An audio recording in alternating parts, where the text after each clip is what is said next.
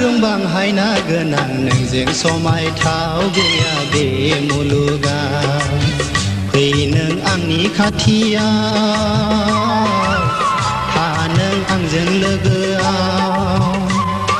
बेसे मोजां बिखा फांदां नोंजों रुजुथाव गैया बे मुलुगाव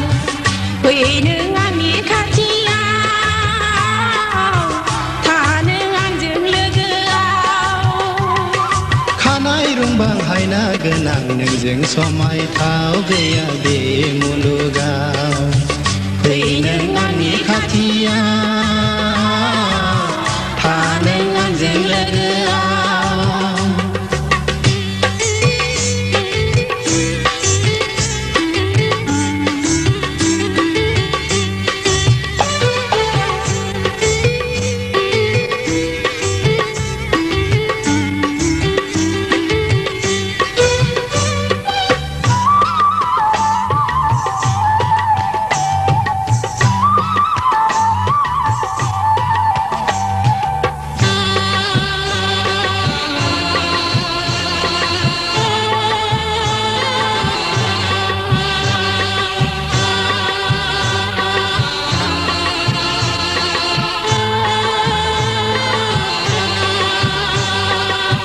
नोंदि आंनि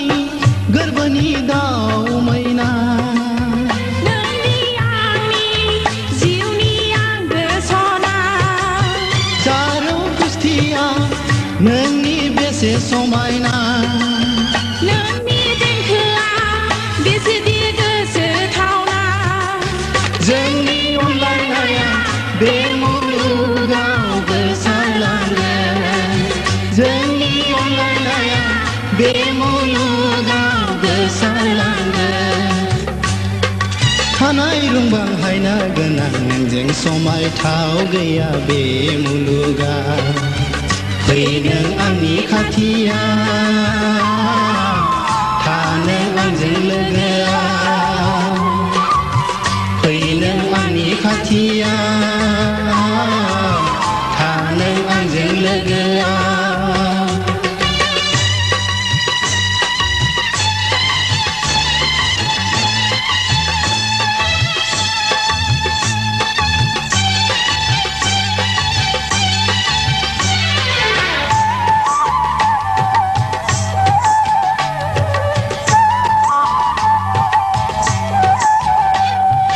बारदै सिखोला जानानै आं नोंनि अखोराङाव बिरलांगोन आं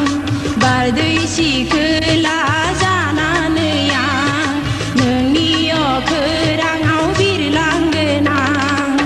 सोमखोर जोमै जाना नोंखौ बरायगोन आं सोमखोर जोमै जाना नोंखौ बरायगोन आं फैलाव बुहुमाव जों सानैजों दावगालांगोन फैलाव बुहुमाव जों सानैजों दावगालांगोन खानाय रुंबां हायना गोनां नोंजों समायथाव गैया बे मुलुगाव फै नों आंनि खाथियाव था नों आंजों लोगोआव बेसे मोजां बिखा फांदां नोंजों रुजुथाव गैया बे मुलुगाव फै नों आंनि खाथियाव था नों आंजों लोगोआव फै नों आंनि खाथियाव था नों आंजों लोगोआव फै नों आंनि खाथियाव